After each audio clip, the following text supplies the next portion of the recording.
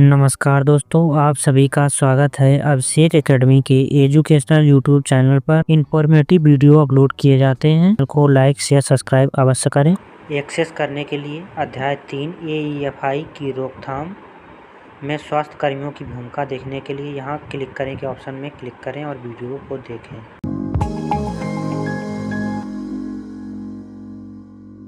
शुभ संध्या।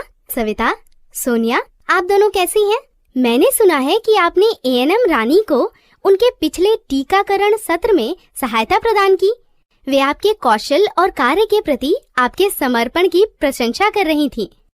मुझे पता है आप दोनों बहुत जल्द ही स्वतंत्र टीकाकरण के सत्रों का नेतृत्व करने के लिए तैयार हो जाएंगी और अपने को विश्वास से भरा तथा जिम्मेदार ANM साबित करेंगी। धन्यवाद दीदी। हम अभी भी सीख रहे हैं और अपने कौशल में निखार ला रहे हैं। आपके सत्र की कोई ऐसी घटना याद है विशेष रूप से जिसे आप साझा करना पसंद करेंगी? जी दीदी, एक दिन ऐसा एक मामला आया था जिसमें टीकाकरण के उपरांत एक शिशु के शरीर पर लाल चकत्ते उभर आए और उसने जोर जोर से सांस लेना शुरू कर दिया। अच्छा, उसके बाद क्या हुआ? रानी दीदी ने उस शिशु को तुरंत एड्रेनलिन की एक खुराक दी और एम्बुलेंस बुलवा ली। लेकिन क्या आप जानती हैं, एम्बुलेंस के आने से पहले उस शिशु में ठीक होने के लक्षण दिखाई देने लगे थे। रानी दीदी ने अपने फोन से चिकित्सा अधिकारी को इस मामले के बारे में बताया और उस शिशु को PHC भेज दिया। और हमने रानी दीदी से सुना कुछ ही दिनों पहले कि वो शिशु PHC से अगले दिन ही डिस्चार्ज हो गया था और अब ठीक है। बहुत अच्छा। इस प्रकार आपने रानी को प्रारंभिक एनाफिलेक्सिस का प्रबंधन पूरी जिम्मेदारी से करते हुए देखा। हाँ दीदी, आपने पिछली बार ये उल्लेख किया था कि AEFI की रोकथाम में हम स्वास्थ्य कर्मी महत्वपूर्ण भूमिका निभाते हैं। कैसे दीदी? आज हम इसी विषय पर विचार विमर्श करेंगे। AEFI की रोकथाम में स्वास्थ्य कर्मियों के रूप में हमारी भूमिका। शुरू करें? हाँ दीदी, कृपया शुरू करें। ठीक है, तो सबसे पहले आइए हम अपने उद्देश्यों की एक सूची बना लें। आगे बढ़ने के लिए नेक्स्ट बटन क्लिक करें। तो आज की हमारी चर्चा के अंत तक हम नीचे दिए गए बिंदुओं को करने में सक्षम होंगे। AEFI को रोकने में, स्वास्थ्य कर्मियों की भूमिका को समझने में, समुदाय का विश्वास जीतने के लिए प्रभावी ढंग से बातचीत करने में और माइनर, गंभीर या अत्यधिक गंभीर AEFI की घटना के जोखिम को रोकने के लिए उचित उपाय करने में। आगे बढ़ने के लिए नेक्स्ट बटन क्लिक करें। हम इस बात को अच्छी तरह से जानते हैं कि सामान्य तौर पर AEFI कम खतरनाक होते हैं, लेकिन कुछ मामलों में वे जीवन को खतरे में डालने वाले भी हो सकते हैं। AEFI से बेचैनी हो सकती है और लाभार्थी, माता-पिता, समुदाय और मीडिया में भी इससे चिंता फैल सकती है। हमारे निर्णय और क्रियाकलाप AEFI की रोकथाम में एक महत्वपूर्ण भूमिका निभाते हैं। टीकाकरण के कार्यक्रम में समुदाय का विश्वास और भरोसा बनाए रखने के लिए स्वास्थ्य कर्मी के रूप में हम भी जिम्मेदार हैं। इसलिए यह काफी महत्वपूर्ण है कि जब माता-पिता या अभिभावक टीकाकरण के लिए आएं, तो हम इसके संभावित साइड इफेक्ट्स के बारे में बताएं और उन्हें आश्वासन दें। मुझे आशा है कि अब आपको AEFI के संदर्भ में हमारी भूमिका और हमारी जिम्मेदारियों की स्पष्ट जानकारी मिल गई होगी। क्या हम आगे बढ़ें और AEFI की रोकथाम या उसे घटित होने से रोकने में हमारी भूमिका की समीक्षा करें? जी दीदी। आगे बढ़ने के लिए नेक्स्ट बटन क्लिक करें। ठीक है, सोनिया, क्या आप हमें बता सकती हैं कि कौन से AEFI की रोकथाम हो सकती है? दीदी, टीकाकरण की गलतियों के कारण होने वाले AEFI की रोकथाम हो सकती है। सही, टीकाकरण की गलतियों के कारण होने वाले AEFI रोकथाम के लायक हैं। यह भी नोट करें कि अन्य AEFI की भी रोकथाम संभव है या उन्हें कम किया जा सकता है। लेकिन कैसे? आइए हम प्रत्येक प्रकार के AEFI को एक नजर डालते हैं और उन उपायों पर चर्चा करते हैं जिन्हें हम AEFI को रोकने के लिए कर सकते हैं। आगे बढ़ने के लिए नेक्स्ट बटन क्लिक करें। वैक्सीन से होने वाले मामूली रिएक्शन वैक्सीन के साथ हमारे सामान्य रोग प्रतिरोधक क्षमता की प्रतिक्रिया का एक हिस्सा है, सही है? जी दीदी। हमारे टीकाकरण के सत्र के दौरान क्या कोई विशेष बातें हैं जो हम लाभार्थियों के माता पिता को टीकाकरण के उपरांत उनके जाने से पहले बताते हैं? दीदी, हम माता पिता, अभिभावक और समुदाय को टीकाकरण के सत्र स्थल से जाने से पहले 4 महत्वपूर्ण संदेशों की याद दिलाते हैं। एकदम सही। हमारे 4 महत्वपूर्ण संदेश, जिसमें से एक है दिए गए टीके के माइनर साइड इफेक्ट्स के बारे में माता पिता को जागरूक करना और इनसे निपटने की कार्यप्रणाली बहुत महत्वपूर्ण है। माइनर साइड इफेक्ट्स की जानकारी जैसे कि बुखार, सुई देने के स्थान पर लाली और सूजन माता पिता को उस टीके से होने वाले किसी साइड इफेक्ट्स का प्रभावी प्रबंधन करने के लिए तैयार करता है। पहले से दी गई जानकारी माता पिता, अभिभावक और समुदाय को आश्वस्त करती है कि मामूली रिएक्शन आम है और उससे होने वाली बेचैनी की रोकथाम करती है। आगे बढ़ने के लिए नेक्स्ट बटन क्लिक करें। सविता, यहाँ आपके लिए एक दृश्य है। मान लीजिए आप एक टीकाकरण सत्र चला रही हैं और आपको पता चलता है कि जिस बच्चे का आकलन आप MR की दूसरी खुराक देने के लिए कर रही हैं, उसको MR की पहली खुराक देने के बाद पूरे शरीर पर लाल चकत्ते हो गए थे और हैवी ब्रीथिंग के लक्षण दिखाई दे रहे थे। इस मामले में आप क्या करेंगी? क्या आप उसे MR की दूसरी खुराक देंगी? नहीं, मैं नहीं दूंगी। मैं मामले को चिकित्सा अधिकारी के पास भेज दूंगी। बहुत अच्छा। इस मामले से निपटने का यही सही तरीका है। ठीक है, आइए अब हम यह चर्चा करें कि हमारा क्रियाकलाप या निर्णय कुछ गंभीर या अति गंभीर AEFI होने की रोकथाम में कैसे सहायक हो सकता है। पहला, अति गंभीर रिएक्शनों से बचने के लिए प्रत्येक लाभार्थी को कॉन्ट्राइंडिकेशंस के लिए स्क्रीन करें। दूसरा, यदि किसी शिशु को एनाफिलैक्सिस, जो कि एक अति गंभीर एलर्जिक रिएक्शन है, वैक्सीन या वैक्सीन अवयव की पिछली खुराक देने पर हुआ हो, तो वैक्सीन नहीं दें और मामले को चिकित्सा अधिकारी के पास भेज दें। तीसरा, HIV से संक्रमित बच्चे को हमें कौन सा टीका नहीं देना चाहिए? HIV से संक्रमित बच्चे को BCG का टीका नहीं दें, चिकित्सा अधिकारी के पास भेज दें। बहुत अच्छा। चौथा, लक्षणात्मक HIV के संक्रमण या एड्स में हम खसरा रुबेला का टीका नहीं देते हैं। पांचवा, 102 डिग्री फ़ारेनहाइट से अधिक बुखार या गंभीर बीमारी वाले शिशु के मामले में हम वैक्सीन नहीं देते हैं। बहुत अच्छा। आइए हम अभी तक प्राप्त जानकारी पर अपनी समझ की एक त्वरित जांच कर लें। उसके बाद हम एक परिदृश्य की समीक्षा करेंगे और अपनी चर्चा को जारी रखेंगे। आगे बढ़ने के लिए नेक्स्ट बटन क्लिक करें।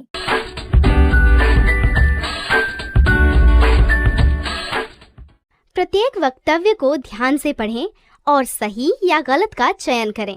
प्रत्येक प्रश्न का उत्तर देने के बाद अंत में सबमिट को क्लिक करें। लाभार्थियों के माता पिता को वैक्सीन देने के उपरांत 4 महत्वपूर्ण संदेश देना वैकल्पिक है।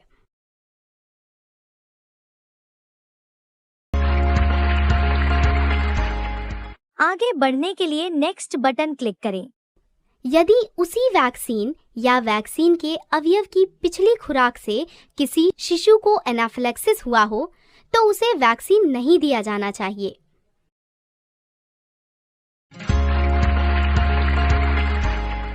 आगे बढ़ने के लिए नेक्स्ट बटन क्लिक करें। माइनर बुखार या दस्त रोग, डायरिया से ग्रस्त बच्चे को वैक्सीन नहीं दी जानी चाहिए।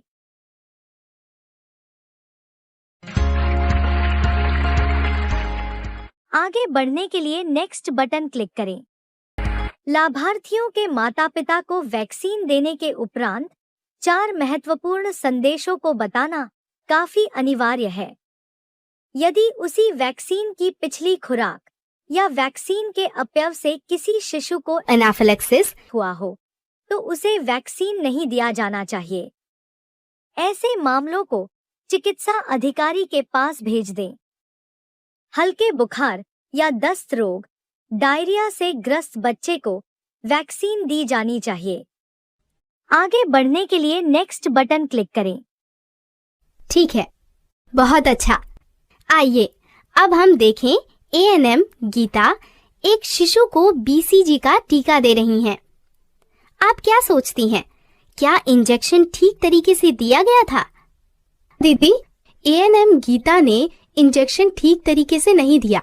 टीके को 15 डिग्री के कोण के साथ देना चाहिए था।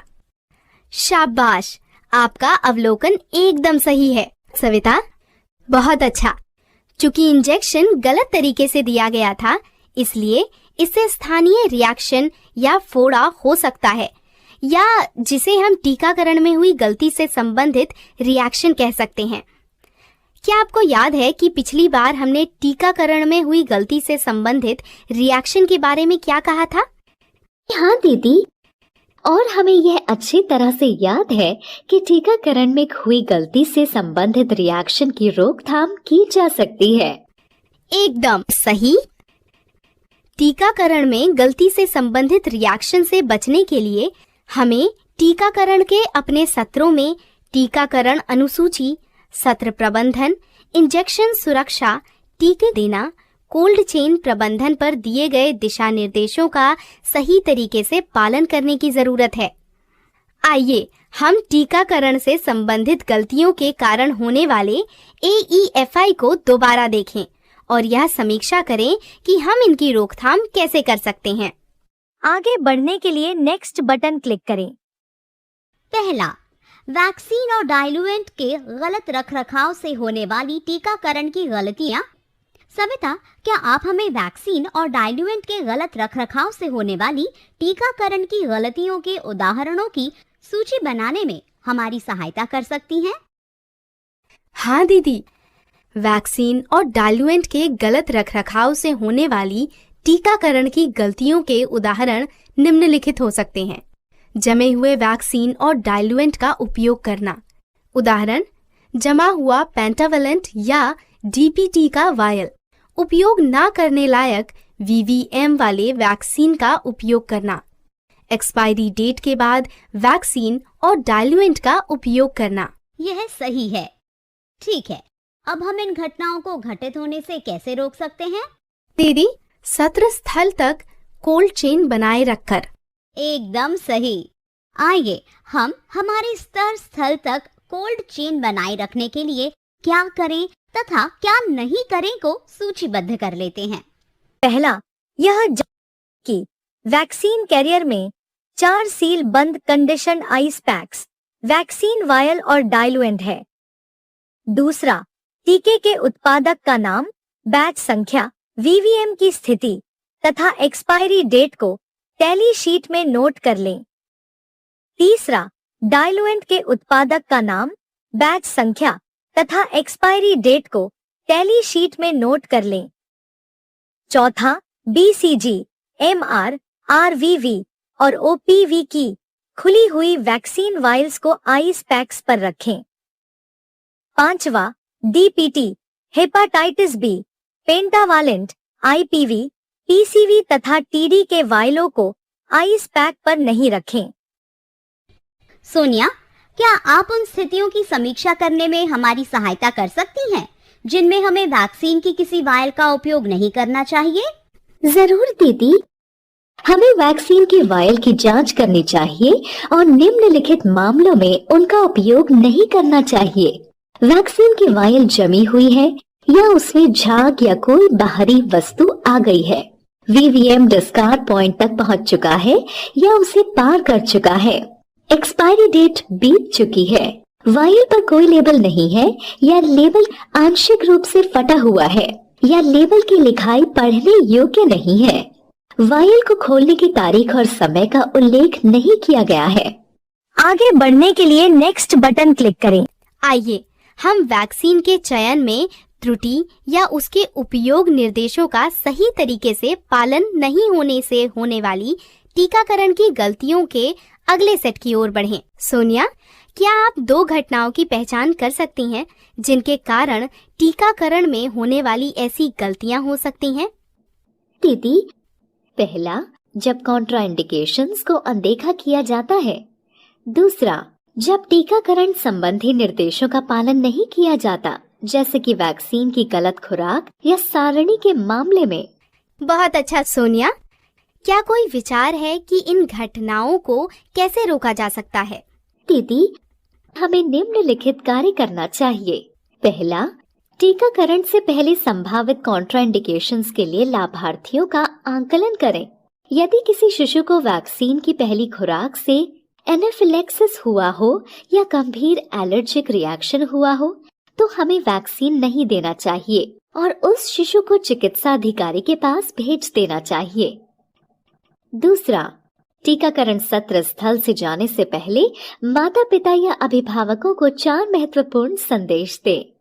तीसरा, टीकाकरण के उपरांत किसी प्रकार की AEFI के पर्यवेक्षण के लिए लाभार्थी को 30 मिनट तक प्रतीक्षा करने के लिए कहें। बहुत अच्छा। इनके अतिरिक्त बच्चे को दिए जाने वाले टीके सही हैं, यह सुनिश्चित करने के लिए टीकाकरण सारणी का पालन करें। टीकाकरण सारणी का पालन करना AEFI के घटित होने से रोकथाम में सहायता करता है। बहुत अच्छा सविता और सोनिया, अब गलत तरह से टीका देने से होने वाली टीकाकरण की गलतियों पर चर्चा का कौन नेतृत्व करना चाहेंगी? आगे बढ़ने के लिए नेक्स्ट बटन क्लिक करें। दीदी, हम इसे साथ मिलकर करेंगे। जरूर। इस प्रकार की गलतियां निम्नलिखित कारणों से हो सकती हैं। पहला, नॉन स्टेराइल इंजेक्शन का उपयोग करना। दूसरा, वैक्सीन के रिकॉन्स्टिट्यूशन में गलती या असामान्य परिस्थितियों में वैक्सीन का उपयोग। तीसरा, सुई लगाने में गलती। पहला, नॉन स्टेराइल इंजेक्शन का उपयोग करने से निम्नलिखित घटनाएं हो सकती हैं। डिस्पोजेबल सिरिंज या सुई का फिर से उपयोग करने से वायल का दूषित हो जाना, विशेषकर मल्टीडोज वायल में। अपर्याप्त रूप से स्टेराइल सिरिंज या सुई का उपयोग करना। दूषित वैक्सीन या डायल्यूएंट का उपयोग करना। बाद के सत्रों में रिकॉन्स्टिट्यूटेड वैक्सीन का फिर से उपयोग करना। हम नॉन स्टेराइल इंजेक्शन के उपयोग के कारण होने वाले AEFI की रोकथाम टीके और इंजेक्शन को दूषित होने से बचाकर कर सकते हैं। बहुत अच्छा। टीके और इंजेक्शन के दूषित होने से बचाव के लिए क्या किया जाना चाहिए? टीके और इंजेक्शन के दूषित होने से बचाव के लिए हमें निम्नलिखित कार्य करना चाहिए। हाथों को धोने के उपरांत साफ टेबल पर टीकों को तैयार करें। यदि पैकेट में छेद है व फटा है तो नीडल तथा सिरिंज को डिस्कार्ड कर दें। उस नीडल को डिस्कार्ड कर दें जो किसी नॉन स्टेराइल सतह से संपर्क में आ चुका है। यदि सुई देने का स्थान गंदा है तो एक साफ स्वाब का उपयोग करें। उंगलियों से नीडल या वायल के रबर के कैप को न छुएं। उपयोग के तुरंत बाद उपयोग में लाए गए सिरंज के हब को हब कटर से काट दें।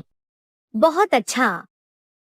जिन उपायों पर हमने अभी चर्चा की है, उनके अतिरिक्त हमें इन बातों का भी ध्यान रखना चाहिए। प्रत्येक इंजेक्शन के लिए एक AD सिरिंज का उपयोग करें और BCG और MR वैक्सीन के प्रत्येक वायल को रिकॉन्स्टिट्यूट करने के लिए एक नई डिस्पोजेबल सिरिंज का उपयोग करें। 2 डोज रोटासिल लिक्विड वैक्सीन के लिए लाभार्थी को प्रत्येक वैक्सीन खुराक देने के लिए वैक्सीन के साथ प्रदान की गई एक नई ओरल सिरिंज का उपयोग करें, जहां भी लागू हो। आउटरीच सत्र से लाल बैग, काला बैग और हब कटर को चिन्हित कोल्ड चेन पॉइंट PHC या UPHC या DH या SDH या RH या CHC या स्वास्थ्य केंद्र में भेजें, जिससे कि जैव चिकित्सा अपशिष्ट प्रबंधन दिशा निर्देशों का पालन करते हुए स्वास्थ्य केंद्र में चयनित व्यक्ति द्वारा कीटाणुशोधन और निस्तारण किया जा सके। अंतिम, लेकिन महत्वपूर्ण बात कि हमें वायल को दूषित होने से बचाना चाहिए। ऐसे किसी वायल का उपयोग ना करें यदि वैक्सीन निकालने के दौरान नॉन स्टेराइल प्रक्रिया का प्रयोग किया गया हो। यदि वायल खुला है और पानी के भीतर रह चुका है, अर्थात पानी भरे हुए वैक्सीन कैरियर से निकाला गया है, इसमें कोई दरार या लीक है। दीदी, सोनिया रिकंस्टिट्यूशन में होने वाली गलतियों के उदाहरणों की चर्चा करेगी। रिकंस्टिट्यूशन में गलती या असामान्य परिस्थितियों में वैक्सीन का उपयोग के परिणामस्वरूप वैक्सीन को अपर्याप्त तरीके से हिलाना, गलत डाइल्यूएंट के साथ रिकंस्टिट्यूशन, वैक्सीन या डाइल्यूएंट की जगह अन्य ड्रग इस्तेमाल करना, वैक्सीन का उपयोग करना जिसका रंग बदला हो, धुंधलापन हो या उसके अंदर अन्य पदार्थों हो। रिकंस्टिट्यूशन में गलतियों की घटनाओं की रोकथाम करने के लिए हमें निम्नलिखित कार्य करना चाहिए। हमेशा देने के लिए सही वैक्सीन के उपयोग को सत्यापित करें और रिकंस्टिट्यूशन के लिए सही डाइल्यूएंट का उपयोग करें। वैक्सीन के उस बैच के लिए केवल उत्पादक के द्वारा उपलब्ध कराए गए डाइल्यूएंट का ही उपयोग करें। इसके उपरांत हमें निश्चित रूप से करना चाहिए। ये सुनिश्चित करें कि वैक्सीन के समान तापमान पर रहे, 2 डिग्री सेल्सियस से 8 डिग्री सेल्सियस तक। वायल को धीरे धीरे हिलाते हुए वैक्सीन और डाइल्यूएंट को मिलाएं। वायल के रिकंस्टिट्यूशन की तारीख और समय को लिखें। सही है। सही तरीके से रखने और रिकॉन्स्टिट्यूट किए गए वैक्सीन की वायल के सही उपयोग के बारे में क्या कहना है? क्या वहाँ भी सुरक्षा का कोई उपाय है? हाँ दीदी, हमें निम्नलिखित कार्य करना चाहिए। रिकॉन्स्टिट्यूटेड वैक्सीन की वायल को आइस पैक के ऊपर रखें।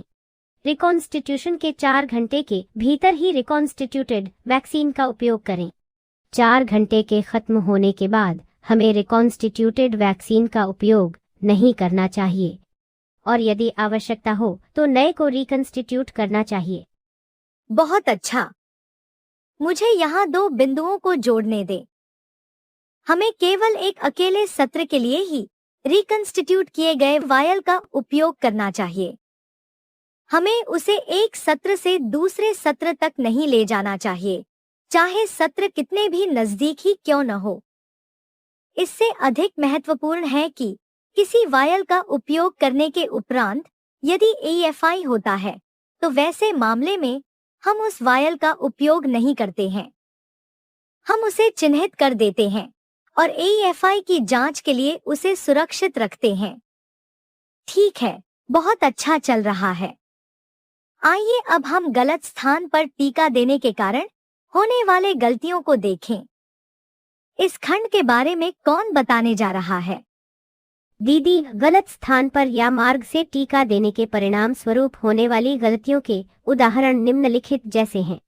BCG को उपत्वचा में देना, सबक्यूटनियसली या पेंटा को सही तौर पर देना या नितंबों में सुई देना। दीदी, इन गलतियों की रोकथाम हम निम्नलिखित को ध्यानपूर्वक करके कर सकते हैं। टीके की सुई देते समय हम सही स्थान, मार्ग और तकनीक का पालन करें और बच्चे की सही पोजीशन बनाएं ताकि उसके हिलने डुलने के कारण चोट लगने का अवसर कम किया जा सके। सही। बहुत अच्छा।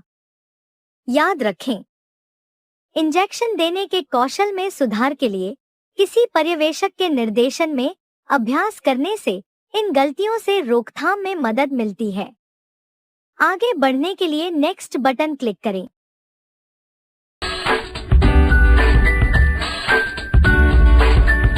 बाईं तरफ दिए गए प्रत्येक टीकाकरण की गलती का मिलान दाहिनी तरफ उसके घटित होने से रोकथाम के लिए की जाने वाली एक कार्यवाही से करें।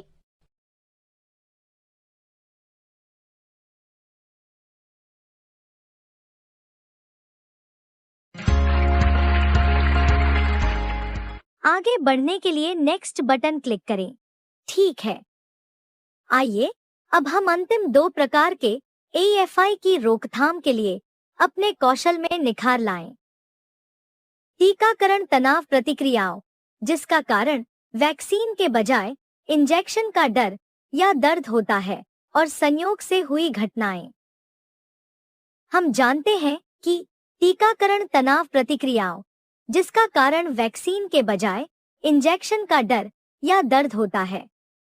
टीकाकरण से तनाव प्रतिक्रियाएं वयस्कों, किशोरों और 5 वर्ष से अधिक आयु के बच्चों में आम है। विशेषकर बड़े अभियान के दौरान मूर्छित होने की घटना भी सामान्य, विशेषकर बड़े बच्चों में। मुझे आज भी एक घटना याद है, जब हम बच्चों को खसरा रुबेला के टीके लगाने के लिए एक स्कूल में गए थे। टीकाकरण का अभियान प्रारंभ हुआ, लेकिन जैसे ही हम एक बच्ची को टीका लगाने वाले थे, वो बच्ची सुई को देखकर इतनी ज्यादा घबरा गई कि उसने चिल्लाना प्रारंभ कर दिया और मूर्छित हो गई। यह दृश्य अन्य बच्चों के बीच डर का कारण भी बन गया। हमें स्थिति के प्रबंधन के लिए अभियान को कुछ समय के लिए रोकना पड़ा था। इसलिए टीकाकरण तनाव प्रतिक्रियाएं से बचने के लिए हम निम्नलिखित कदम उठा सकते हैं। टीकाकरण के बारे में स्पष्ट जानकारी देना, टीकाकरण सत्रों की समुचित योजना बनाकर भीड़ जमा करने से बचना और प्रतीक्षा के समय को कम करना, बच्चे की नजर से दूर करके टीके को तैयार करना, कार्यविधि के दौरान निजता को सुनिश्चित करना। इसके अतिरिक्त यह महत्वपूर्ण है कि हमें मूर्छित होने और एनाफिलेक्सिस के बीच के अंतर को जानने के लिए सक्षम होना आवश्यक है। बड़े अभियान के दौरान पूरी तरह से हवादार सत्र स्थल सुनिश्चित करना और भीड़ जमा करने से बचना अधिक महत्वपूर्ण है। एक एक करके बच्चों को कमरे में प्रवेश करने दें। टीकाकरण के उपरांत पर्यवेक्षण के लिए एक अलग कमरा रखें, जिसमें बच्चों का ध्यान टीके के दर्द से हटाने के लिए मनोरंजन की गतिविधियां मौजूद हों। आगे बढ़ने के लिए नेक्स्ट बटन क्लिक करें। हमारी चर्चा के अंतिम खंड में आपका स्वागत है। टीकाकरण सारणी सामान्यतः जीवन के शुरुआती समय में देने के लिए बनाई जाती है, जब संक्रमण या अन्य बीमारियां होना सामान्य है। सहमत हैं? हाँ दीदी। इसलिए मृत्यु समेत कई घटनाओं का संयोगवश होना संभव है, जिसके लिए टीके को जिम्मेदार ठहराया जा सकता है। संयोग से हुई घटनाओं का समाधान करना। कोई भी वैक्सीन देने से पहले वर्तमान बीमारी के लिए प्रत्येक बच्चे की स्क्रीनिंग करें। गंभीर रूप से बीमार किसी बच्चे का टीकाकरण ना करें और उसे चिकित्सा अधिकारी के पास भेज दें।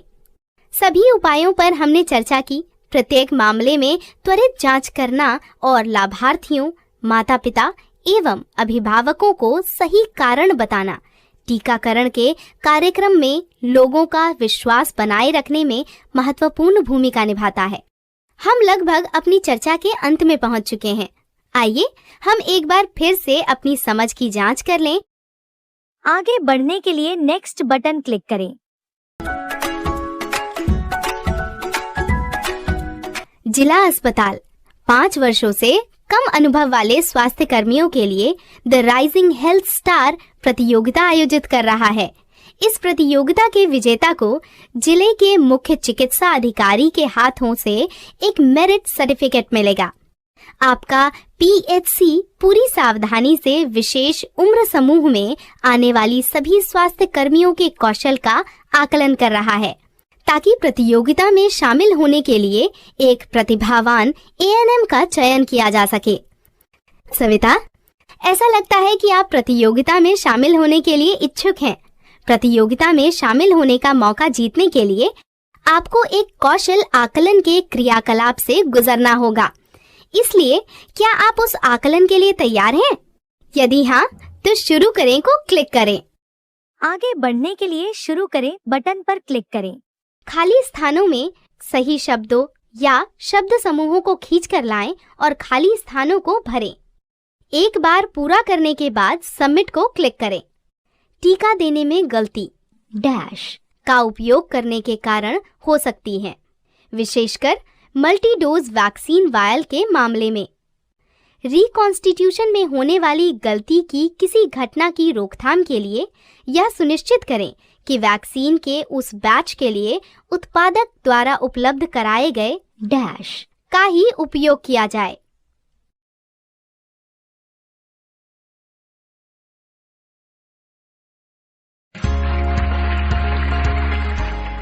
आगे बढ़ने के लिए नेक्स्ट बटन क्लिक करें। बड़े अभियानों में बच्चों को एक एक करके कमरे में आने देने से डैश की घटनाओं से बचा जा सकता है, जो बड़े बच्चों में सामान्य है। रिकॉन्स्टिट्यूशन के डैश घंटे के भीतर रिकॉन्स्टिट्यूट किए गए एमआर का उपयोग कर लिया जाना चाहिए।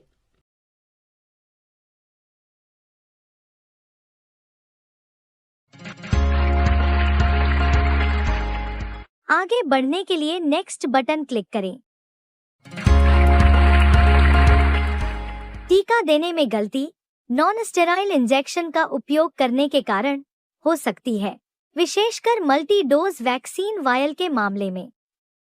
रिकॉन्स्टिट्यूशन में होने वाली गलती की किसी घटना की रोकथाम के लिए यह सुनिश्चित करें कि वैक्सीन के उस बैच के लिए उत्पादक द्वारा उपलब्ध कराए गए डायल्यूएंट का ही उपयोग किया जाए।